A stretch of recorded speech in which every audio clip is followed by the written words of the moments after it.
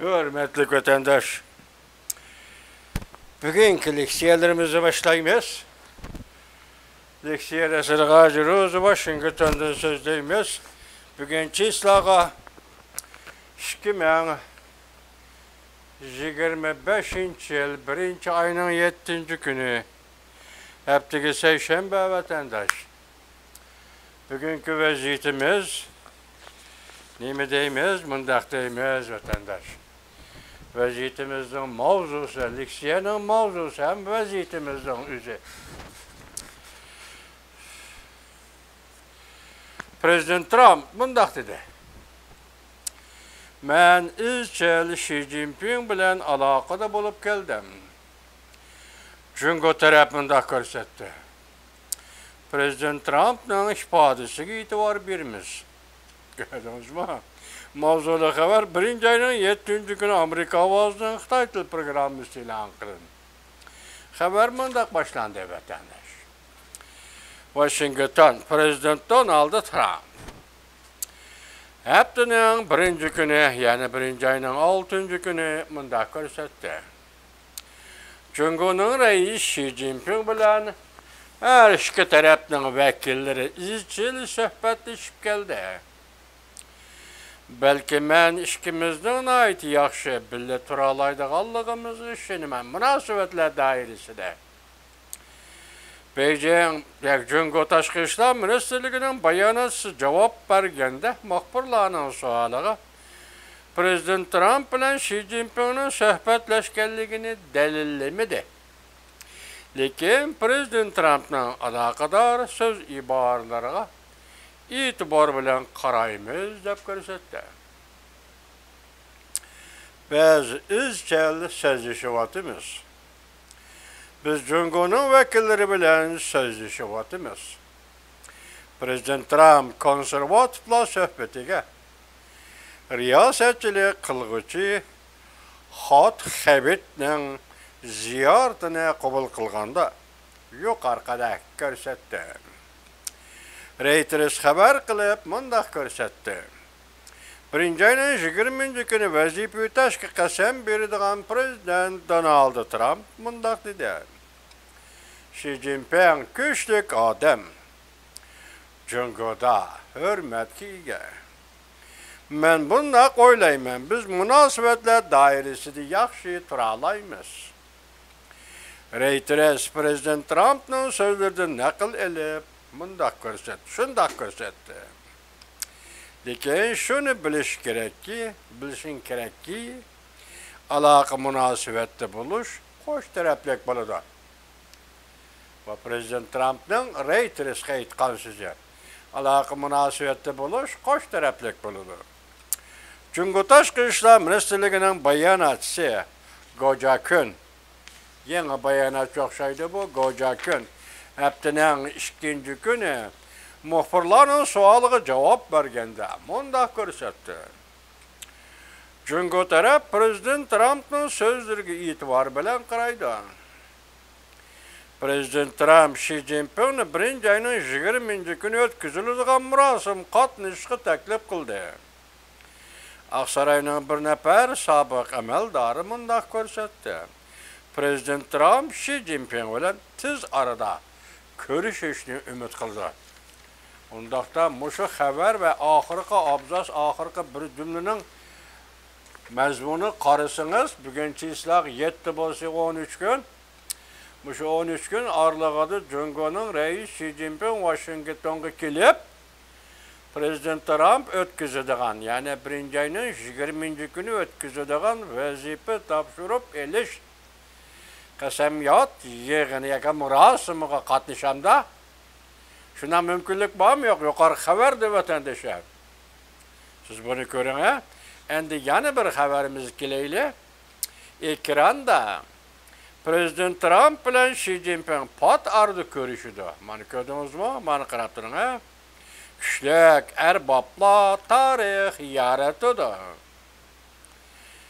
Asli mavzu zor burilish. Wang Yi tezlik bilan do'stona qiyofat ifoda bildirdi. Yani Cumhurbaşkanı Taşqi İşler Ministerliği Wang Yi tezlik bilen dostane kıyafeti ifade bildirdi.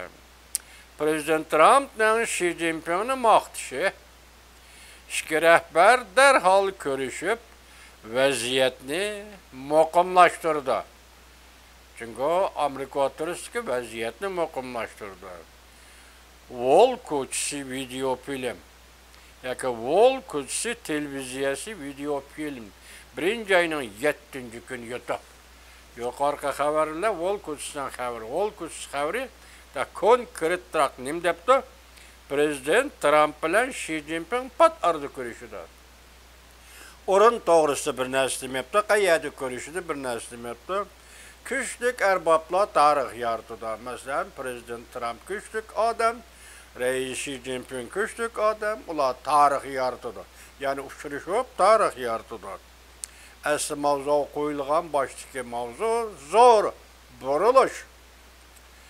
Wang Yi, yani Tashqi İşler Ministri Cungu'nun dostane kıyafet ifade bildirdi. Bu kaltıske vatandaş hazıra hesapta. Bir 7-13 gün kaldı. Birinci ayının 20. günüge muşu aralıkta kandak özgürüş buluş mümkün. Kıyas kılıp ekan vatandaşa. Endilikte bir mavzu buna kadar katkılıyor. Dal muşu günde mesela tünügün birinci ayının 6. günü Prezident Trump yukarı kadar söhbet bayan kılganda mesela Xuat Hebitke konservatifla televiziyasiyaki program mısır riyasetçilik kılıdığan muhbirke vatandaş yukarı dedik mi ne mi dedik? Mesela ne mi dedik?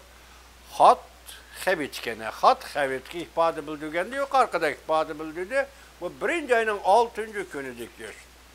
Yani şunun dikkat kılınan tüvendeki haberge, birinci ayının 6. günü sabık devlet işler katibi, yani aynı çağda Prezident Trump hükümetinin devlet işler katibi Mike Pompeo Tayvan'a gitti.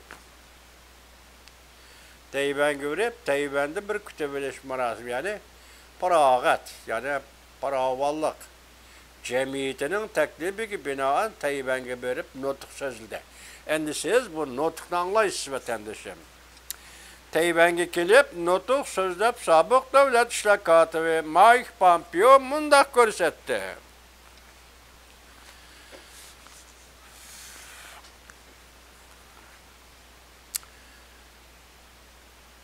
Şimdi Teçokyan devletleri ittifaklaşıp çünkü Kompartiyasının tehditlerine ortakta kabul turumuz. Ve Tayvan'ın erkinliğini qoğdayımız dep görsetti. Mavzuq dikkat kılına. Hazırgıca Amerika Tayvan'a ciddi peyti yardım bermemdi. Bu Prezident Joe Biden. Hazırki Prezident Joe Biden devri 4 yıldan bir tekrarlanıp kelivatkan söz. Mesela Cunguluklar Tayvan'a hücum kılsa, Amerikalılar yardım bermemdi. Amerikalılar Irak musafının kandak yetip keleliydi. Muşu gepler nay köp tekrarlanıp ketkendi. Hazır şunun cevaben degidek devlet işler katibi. Sabık devlet işler katibi Mike Pompeo muşundak mavzu koyup karanı. Tayvan'a gelip notuk sözlep sabık devlet işler katibi Mike Pompeo bundak görsetti. Şimdi Teçokyan devletleri ittifaklaşıp çünkü Kompartiyasının tehditlerine ortakta kabul turumuz. Ve Tayvan'ın erkinliğini qoğdayımız. Şimdi Teçokyan devletleri birleşip Tayvan'ın erkinliğini qoğdayımız. Bu adım mücmellikten konkretlikle bir kadem taşladı, bir kadem ilgiriledi degen gep vatandaş. Tayvan meselesi boyunca, Amerika'nın yardım birişi meselesi boyunca, mesela Tayvan'ın erkinliğini qoğdayımız. Mavzulu haber, birinci ayının 7. günü Amerika vazının Xitay Tili programı ilan kılındı. Haber mundak başlandı. Taybe, Amerika Qoşmuş Ştatlarının sabık devlet işler katibi Mike Pompeo haftanın 1. günü Taybe'de notuk sözlüğünde mundak görsetti. Çünkü Kompartiyası G'arb dünyasıga en zor tehdit. Çünkü Kompartiyası G'arb dünyasıga en zor tehdit. O mundaq hesapladı. Amerika'da yeni saylangan prezident Donald Trump Asraga kirgandan keyin Amerikanın çünkü Kompartiyası düşman güçleri deydigan davlat bexatarlik stratejisini davamlı yolga qo'ydi. Yuqorida so'zlaganlarimiz bilan bu so'zlarni selishtiring cuma vatandoshim. Deydi, Amerikanın çünkü Kompartiyası düşman güçleri degan bu söz ibarini takrorlaydigan davlat bexatarlik stratejisini Prezident Trump Aksaray'a kirgandan keyin davamlı yolga qo'ydi. Bu sobiq davlat ishlar kotibi Mike Pompeo'nun Tayvanni 4-chi qatam ziyorat qilishi bo'lib hisoblanadi. Mike Pompeo sobiq davlat ishlar kotibi bu qatam Tayvanning konservativ Pravollik jamiyati tashkiloti o'tkazgan ortak tinchlikqa yuzlanish Amerika bilan Tayvanning ortak burchi muhokama yig'iniga qatnashdi. Mike Pompeo mundaq ko'rsatdi. Amerika Tayvanning qimmat qarashlari ortaq. Amerika bilan Tayvanning qimmat qarashlari ortaq. Tayvanning erkinligini, mustaqilligi abadiy o'zgarmaydi. Qisqa mavzu.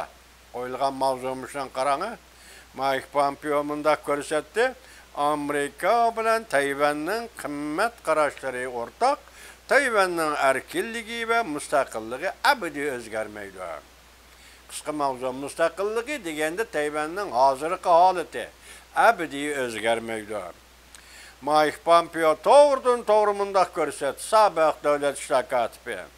Men biron ba'zi tayvanliklarning gumonlanib Amerika halqiliq bir paytda Tayvan bilan mo'riga terab birlikda tura olamdi deb gumonlanadiganligini anglagan edim.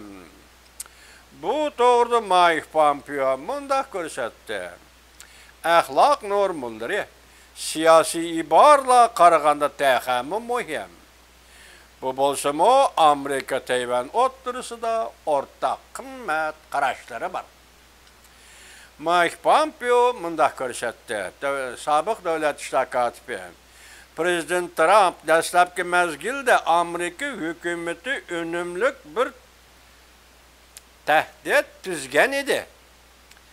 Prezident Trump hukumatining dastlabki mezgilida Amerika hukumati bir unumli bir tahdid shakli tuzgan edi. Bu şekil düşman güçlerinin Amerika Tayvan ikki taraf qadrlaydigan prinsiplarni va qimmat qarashlarini buzishga urinishlarini to'sib qoldi. Prezident Trumpning dastlabki vaqtidagi dastlabki 4 yil ichida masalan düşman güçlerinin qarshiligini buzishga yoki prinsiplarni va qimmat qarashlarini buzishga urinishlarini to'sib qoldi. Kelgusiga nazar salsak, Prezident Trump ve onun hükümet kabineti mushundaq tahdid shaklini davomli qo'llanish majburiyati bor deb qarayman. Birinchi qatim vazifa o'taganda tahdid kuchi yaratgan edi Prezident Trump hukumati. Bu düşman kuchlarning Tayvanni parokanda qilishini to'sib qoldi. Endi buningdan keyin yana Prezident Trumpning mushundaq tahdid silish shakli va kuchini saqlab qolish majburiyati bor deb qarayman. Tayvan ham asosli qurol o'ynaydi. Mike Pompeo sobiq davlat ishlar kotibi mundaq ko'rsatdi. Erkin davlatlar bo'libmi, endi Tinch okean davlatlari Beijingga qilch ishkilanmay mundaq bir uchurni tarqitishi lozim. O bo'lsa-mu, sizlar erkin, Tayvan mustaqil, balki bu holat abadiy saqlanadi. Bu paket abadiy o'zgarmaydi degan mushundaq uchurni Beijing tarafga tarqitishinglar mumkin yoki tarqitsizlar. Bu yerda sizlar erkin deganda endi Tinch okean rayonidagi davlatlar sizlar erkin, Tayvan erken hazırlıkı holatda Tayvan hem erken. Tayvan müstakil, Tayvan'ın hazırlıkı haleti Tayvan müstakil. Belki bu halat ebedi saklanır. Bu paket ebedi özgermeydi. Sabık devlet şakatı Mike Pompeo bunda görsetti. Cungo'nun Tayvan'ı birlikte keltiriş bayalları. Xuddi ay şarığı çıkmakçı bolğandak bir ham xiyaldır. Cungolukla ay şarığı çıkman davatıda ham xiyal bolğandak deydi. Cungo'nun Tayvan'ı birlikte keltiriş bayalları. Xuddi ay şarığı çıkmakçı bolğandak bir ham xiyaldır. Fakat Tayvan'ın egilik hukuku buzgunçuluk kılmakçı boludu xalas. Altıs gep qo'yib, biz yuqorida Prezident Trump hükümetinin hazır Cungo'nun vekilleri bilen Prezident Trump hükümeti vekillerinin sözleşivatqanlığını, diyaloglaşivatqanlığını anıldık. Sizge yetkizdik vatandaş. Endi muş hükümetinin aynı çağdaki sabık devlet işler katibi Mike Pompeo nime deydi qarana? Cungo'nun Tayvan'ı birlikte keltirmekçi bolğanlığı xuddi ay şarığı çıkmakçı bolğanlığıdak bir ham xiyaldır. Bu iş kaça yüz verdi? 1. ayının 6. günü. 1. ayının 6. günü Xavat nime? Konservatiflar riyasetçisi, Konservatiflar Teşkilatı riyasetçisi Xavat Xavet'nin sorğan suallara cevap vergende Prezident Trump yuqarıdek dedi 1. ayının 6. günü. Del şu 1. ayının 6. günü Prezident Trump hükümetinin sabık devlet işrakatı ve Mike Pompeo Tayvan'ı ziyaret kıldı, yuqarıdek gap kıldı. Şunaq siyaset vatandaşı. Endemeye de anlaydığınız koşum çıkarıp durun. Amerika Adliye Ministerliği Ali Sot Kollegiyası xatabatı TikTok'ni çekleş buyruğunu Prezident Trump'ın kechiktirib icra qilish iltimasini qaytarib o'tishini talab qildi. Mavzuli xabar 1. ayning 5. kuni Amerika ovozining Xitoy tili programmasi e'lon qilindi. Xabar bundoq boshlandi. Washington. Amerika Qo'shma Shtatlari Adliya Ministerligi 1. ayning 3. kuni Amerika Qo'shma Shtatlari Oliy sud kollegiyasi xatizib, qonun amaldorlarining Amerikada yengili saylangan prezident bo'lib saylangan Prezident Trumpning o'tgan hafta Cungo'ning qisqa video film ishlash sahnasi TikTok'ni cheklash to'g'risidagi bu buyruqni kechiktirib ijro qilish to'g'risidagi talabini rad qilishni talab qildi. TikTok qisqa film ishlash sahnasi yumshoq detalli chet elga tarqitish nusxasi Beijingdagi ByteDance kompaniyasi shirkatiga mansub. Bu qisqa film butun yer sharida hozir olqishga erishdi. Bu TikTok'ni Amerikada qarşıladıqanlar va ko'radiganlar 170 milyondan oshdi. Amerika siyaset sorunidan nurg'unlagan kishilar TikTok va uning tarmoq shirkatining Cungo hukumatining kontrolligida ishkanligidan ansiraydi. Amerikaning davlat bexatarligiga intayin zo'r tahdid elib kelishidan ansiraydi. Amerika Qo'shma Shtatlari prezidenti Joe Biden o'tgan yili 4-oyida Amerika Qo'shma Shtatlari davlat majlisida ikki partiya mansublarining keng ko'lamli qo'llashiga erishgan bir parcha qonun loyihaga imzo qo'yib, TikTok shirkatini Amerikada setib etishni talab qildi. Undaq bo'lmaydi ekan deyildi qonun loyihada. Bu yil 1. ayning 19. kuni Prezident Trump qasam berib vazifaga o'ltirishdan bir kun burun, ya'ni takror yana bir kun burun TikTok'ның Amerikada çeklenişi talep kılıngan idi.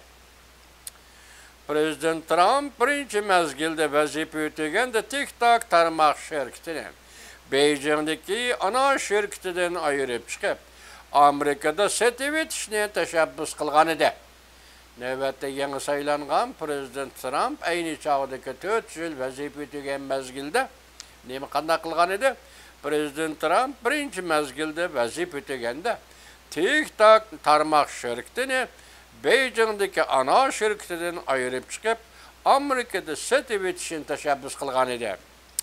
Lekin Prezident Trump ikinci qitim bugün prezident bulup saylanganda TikTok toğrısıdaki göz karışıda zor özgürüş payda buldu.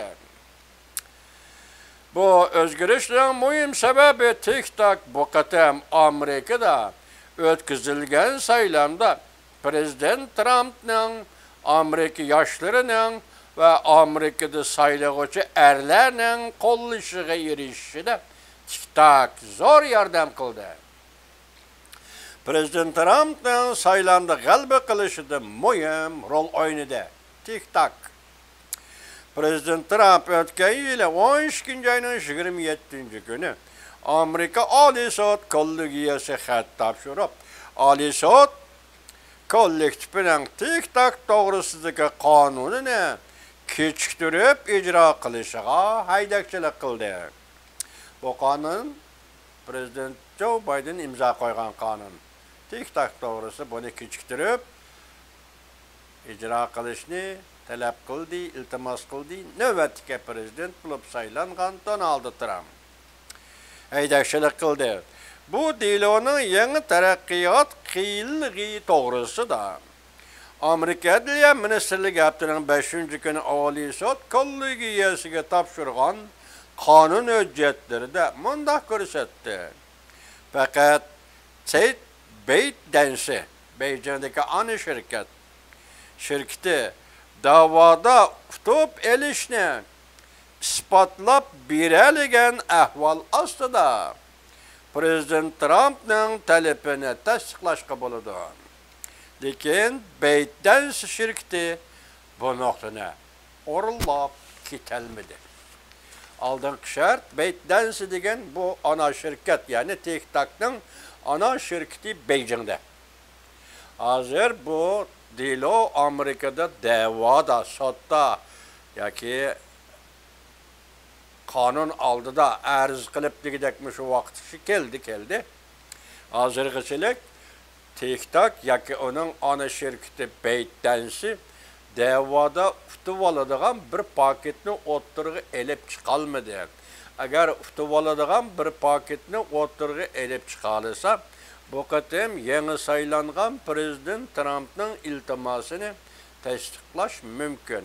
Agar sen davada tutib chiqolaydigan bir paketni ko'tarib chiqolmasang, biz Prezident Trump'ның TikTok'ның to'g'risidagi qonunni ijro qilishni kechiktiringlar deb qo'ygan iltimasini rad qilamiz. Gapni uzaymanmi shu. Şuna hazırgıça TikTok'ның ana şirketi ByteDance Beijing'deki bu davada tutup alalaydigan bir paketni o'ttirg'i elib chiqolmadi deydi. Bu TikTok'ның işi endi Amerika Qo'shma Shtatlari Adliya Ministerligi mundaq ko'rsatdi. Jungo'ning izchil holda Amerika xalqining sezgir statistika materiallarini to'plab maxfiy va sirli ta'sir kuchini kengaytirishga urinib, Amerikaning davlat manfaatiga ziyon solayotganligidan hech kim gumonlanmaydi.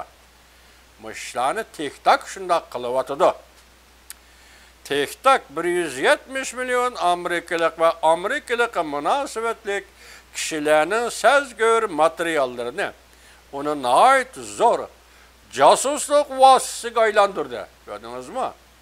TikTok o TikTok'lu oyun sahnesi, perde sahnesiyle emas. Bugün TikTok Amerika'da bu devlette casusluk vasıtası aylandı. Dep görset Amerika Qo'shma Shtatlari Adliya Ministerligi. TikTok'ni bilisizlar vatandoshim, hozir qarab turibsiz, echibyapsiz har kuni degidek TikTok'da kam deganda 2, ko'p deganda 4 Qatar Uygurlar doğrusunda görünüşler, perde görünüşleri. Bazı görünüşlerde çıraylı yasanğan Uygur kızlarının sol sanat görsetkiçi. Bazı görünüşlerde askıdaki goşnu elipli toğrapla kazanğı taşlap kajkış qorupla 2 taxsı, 3 taxsı qorumu tayyorlab süzüp qo'ygan lag'manning ustiga selib tamoq yeyishlar. Ondan keyin bir horvini haydab, o horva motorli horvini haydab, qo'yni elib berib bozorda setib, bozorda sotgan qo'yning puliga kiyim-kechak kiyishlar. Muşularning hammasi o'ng'aylik, qo'laylik. Bugungi Uyg'urning turmushi mushundaq bayoshatlik. Bugungi Uyg'ur mushundaq farovonlik ichida yashayotidi. Uyg'urning turmushini ko'ringlar, Amerika xalqi, dunyo xalqi. Lekin chet elda hozir Uyg'urning da'vosi genosiddi, Uyg'ur qirg'inchiligi. Madaniyat yo'qdir. Uyg'urni assimilyatsiya qilyotidi.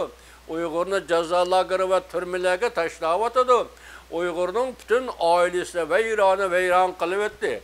Balisi yetib qo'padigan maktablarda, anisi jazo lagerida, dadisi türmede mush holga keltirdi deb biz chet elda da'vo qilyapmiz.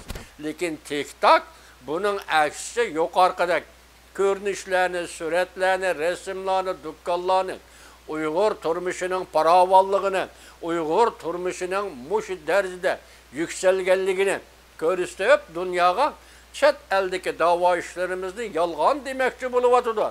Buni to'g'ri 7-8 yil bo'ldi bo'libmi, 2016-17-yildan boshlab jazo lageri qurilgandan boshlab ta hozirgacha TikTok mushundaq shug'ullanib keldi. Men o'tganda bir so'zlagan so'zimda TikTok hozir bir chalmada 2 paxtakni so'qish. Uyg'urning atalmış farovon turmushini, Uyg'urning atalmış güzel usullarini, san'at shakllarini, san'at xillarini, adabiyot san'atlarini TikTokka elib chiqib, bu turmush, badiiy turmush, bu turmush, adabiyot turmushi. Uyg'ur bilan o'xshash, Uyg'urning real turmushi bilan bu san'at turmushi o'xshash. Deb hozir Amerika xalqiga, butun dunyoga tashviq qilyotdi. Bu bir chalmada soqilgan paxtakning bir chalmisi.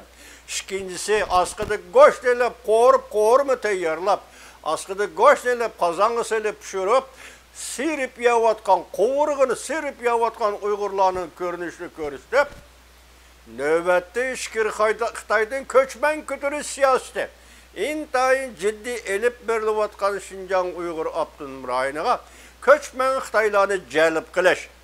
Kelsang, Uyg'urlarning qo'lidagi zixni tartib ola olaysan. Uyg'urlarning qo'lidagi taxsi va lag'manni tartib ola olaysan. Askıdagi go'shtni Uyg'ur yemaydi, sen kelib madi yeyishing kerak. Ey ko'chman Xitoy. Bu tarafdan ko'chman Xitoylarga berayotgan da'voda saktor vatandosh. TikTok mush rolni o'ynayotdi. TikTok bo'lib Uyg'urlar ziyonkashlik qilishda dunyodagi har qanday tashviqot organlari değişib ketdi. Ko'rib baqing. Torbetni ochsiz TikTok oldingiz keladi. Ko'rib baqing, nadan, ahmoq, aqli ishlamaydigan Uyg'ur qizlari usul o'ynab o'ttirg'i chiqadi. Uni Xitoy undan foydalanib 2 xil yo'l bilan tashviqot, targ'ibot olib boryapti.